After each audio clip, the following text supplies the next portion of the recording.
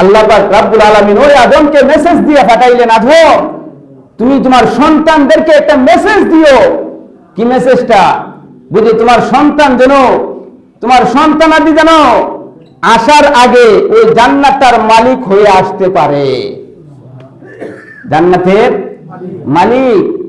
তাহলে আমি যদি জান্নাতের মালিক না হয়ে কবরের মধ্যে শুই, জান্নাত আমার খামার যদি না হয়, তাহলে কবর আমার জন্য কি হয়ে যাবে?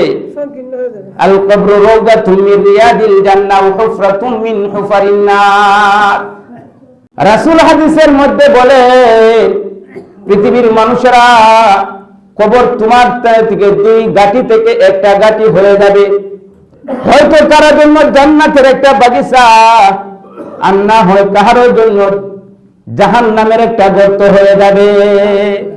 কয় অবস্থা হবে? দুই অবস্থার থেকে যে কোনো এক অবস্থা হবেই। কিন্তু কবর ছাড়া আমাদের আর কোনো গতি নাই। কবর যাইতেই হবে। কবর কি করতে হবে? যাইতেই হবে। এই জন্য বাহাদুরি ওই জায়গায় চলবে না। চলবে কি? বুঝে আমি বাংলাদেশের প্রেসিডেন্ট ছিলাম, কবরে কি এই জবাব চলবে? বুঝে আমি আমেরিকার প্রেসিডেন্ট ছিলাম, কবরে কি এই জবাব চলবে? বুঝে আমি একজন বড় মাথাব্বর ছিলাম, কবরে কি চিনবে? বুঝে আমি মাথাব্বরকে চিনি না, প্রেসিডেন্টকে চিনি না, আমি শুধু চিনি ওই ব্যক্তিকে যে নেক আমল নিয়ে আসবে, তাকে আমি চিনি। এছাড়া দ্বিতীয় কোনো ব্যক্তিকে আমি চিনি এমন কি নবীজির বাবা হইল, যদি ঈমান না থাকে, যদি আমল না থাকে, নবীজির পিতা হইলেও খাতির নাই। খাতির আছে? নবীজির একজন হযরত ইব্রাহিম আলাইহিস সালাতু ওয়াস সালামের বাবা আজর, বাবার নাম কি? আজর ঠাকুর। হিন্দু না মুসলমান? হিন্দু। আর নবী হইল মুসলমান, একজন নবী। নবী হওয়ার কারণে উনি জান্নাতে চলে যাবে, আর আজর হিন্দু হওয়ার কারণে, ঈমান না থাকার কারণে কোথায় চলে যাবে? জাহান্নামে। তো কোনো এক সময় নবী ইব্রাহিম বলছিলেন, আল্লাহ আমাকে আপনি নবী বানাইলেন, আর আমার বাবাকে আপনি জাহান্নামে দিয়ে দিবে। বাবার জন্য কি করলেন? দোয়া করলেন। দোয়া, আল্লাহ আমি নবী হয়ে আমার বাবার জন্য একটু দোয়া করতে পারি না? আল্লাহ বললেন, লাইন কাটা। লাইন কি? কাটা। বুঝি কেন? বুঝি লাইন সংযোগ হইতে গেলে একটা জিনিসের প্রয়োজন, ওটার নাম হলো ঈমান। তার নাম কি? ঈমান। ঈমান ছাড়া আমি আল্লাহর সাথে কারো লাইন চলে, সংযোগ বিচ্ছিন্ন। লাইন কাটা। তোমার বাবার যেহেতু ঈমান নাই, সুতরাং আমার সাথে লাইন কাটা, বিচ্ছিন্ন। ফি নারি জাহান্নামা খালিদিনা ফিহা আবাদা। ঈমান না থাকার কারণে তোমার বাবা চিরস্থায়ী জাহান্নামে চলে যাবে। তো ইব্রাহিমের অন্তরে একটু দয়া আসলো, একটু আঘাতও লাগলো। কি দয়াটা, কি আঘাতটা? বললেন, আল্লাহ সে আমার বাবা, তার ফলে আমি জন্ম নিয়েছি, আর আপনি তাকে জাহান্নামে দিয়ে দিবেন। তাহলে কিয়ামতের ময়দানে কোটি কোটি মানুষ আমাকে প্রশ্ন করবে, আমাকে লজ্জিত করবে, আমাকে অসম্মান করবে। ইব্রাহিম তুমি নবী হইয়া কি লাভ হইছে, কি ফায়দা দিছে? তোমার অবস্থার সন্তান, তোমার বাবা, তুমি যার কুল থেকে জন্ম নিয়েছো, তোমার ওই বাবা, জন্মদাতা বাবা জাহান্নামে চলে গেল। ওই দেখো তোমার বাবা জাহান্নামে জ্বলে, আর তুমি জান্নাতে থাকো। এমন জান্নাত দিয়ে তুমি কি করবে?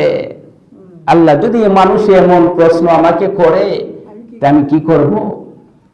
আল্লাহ বলেন, ইব্রাহিম তুমি কি আমার নবী না? কি বলেন আপনারা, ইব্রাহিমকে আল্লাহর নবী না? খালি নবী না, জলিলুল কদর একজন নবী।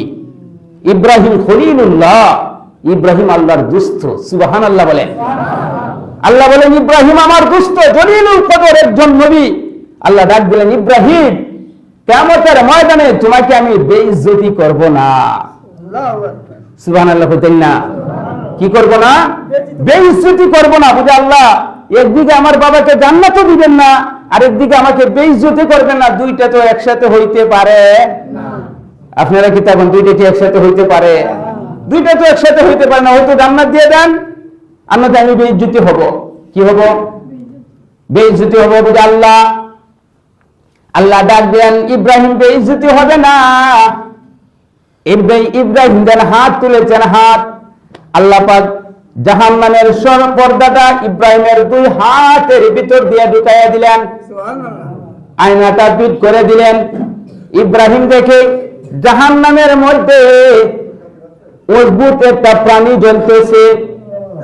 এমনি ইব্রাহিম ডাক দেয়, আল্লাহ, ওগো আল্লাহ, জাহান্নামের ভিতরে কি যেন একটা বড় প্রাণী জ্বলতেছে, এটা কি? আল্লাহ ডাক দিয়ে কয়, ইব্রাহিম, এটাই তোমার বাবা আজর। এটাই তোমার বাবা কি? ইব্রাহিম নবী ডাক দিয়ে বলেন, আল্লাহ, কই আমার বাবা আজর দেন, চেহারা তো দেখা যায় না, চেহারা তো চিনা যায় না, এটা তো আমার বাবা আজর না। আল্লাহ বলেন, ইব্রাহিম রে, এটাই তোমার বাবা আজর, তবে আমি আল্লাহ তোমার বাবার চেহারাটা পরিবর্তন করে দিয়েছি। কেন আমার বাবার চেহারাটা পরিবর্তন করে দিয়েছেন?